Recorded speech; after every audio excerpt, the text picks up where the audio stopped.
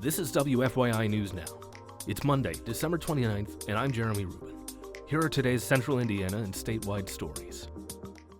Marion County residents can drop off Christmas trees for disposal at Indianapolis locations through the end of January. Sarah Neal-Estes has more. The disposal service started on Christmas Day and is only available to Marion County residents. The trees will be mulched for reuse by a company that sells mulch for landscape design. There are 7 drop-off locations in Indianapolis. The city suggests people double-check where those are because they can change year to year, and it reminds people to take off all decorations at home. You can find the drop-off locations at indy.gov and just search for Christmas tree disposal. I'm Sarah Neal-Estes. Candidates are lining up to run for the vacant Senate seat in District 31. As Ben Thorpe reports, the district covers parts of Hamilton County and the city of Fishers, and Republicans and Democrats have already announced plans to run.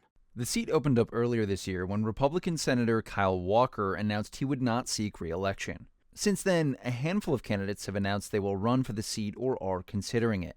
Catherine Torzewski is one of them. She is a realtor who has worked on election campaigns for Indiana Democrats, including Representative Victoria Garcia Wilburn. She says the Republican supermajority has been bad for the state. I think that when you have a supermajority like that, your government isn't balanced, and sometimes people can lose sight of the things that everyday Hoosiers actually want. Torzewski says she's running on issues of affordability and funding for public schools, firefighters, and police. I'm Ben Thorpe in Indianapolis. Indiana is at the center of a data center boom, with billions of dollars in projects underway. As artificial intelligence grows and demand for storage increases, companies are racing to build more of them. And Indiana has become a fast-growing destination thanks to generous tax incentives and plenty of available land. But many communities are fighting back. At least 11 proposed data centers in Indiana were withdrawn this year. Residents across the state have raised concerns, including strain on the power grid, heavy water use, and doubts that the economic benefits would reach local people. For families separated by incarceration, the holidays can be especially hard.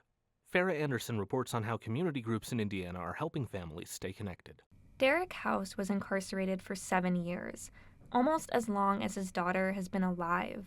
When his prison was on lockdown, visits were limited. She went up to me like, "Daddy," and I got turned from her, and it hurt me. It hurt me a lot, though. You know what I mean? This year is different. House is home, spending the holidays with his daughter for the first time in years. He's part of UYesU, a nonprofit that helps incarcerated and formerly incarcerated fathers stay connected with their children. Nationally, an estimated 5 million children have an incarcerated parent, including more than 117,000 in Indiana.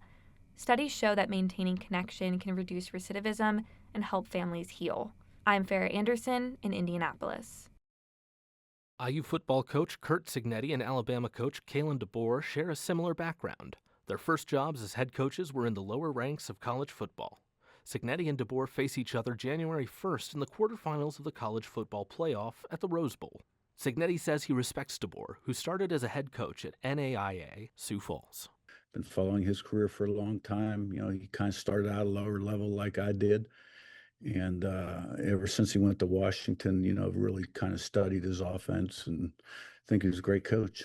Cignetti started as a head coach at NCAA Division II Indiana University of Pennsylvania.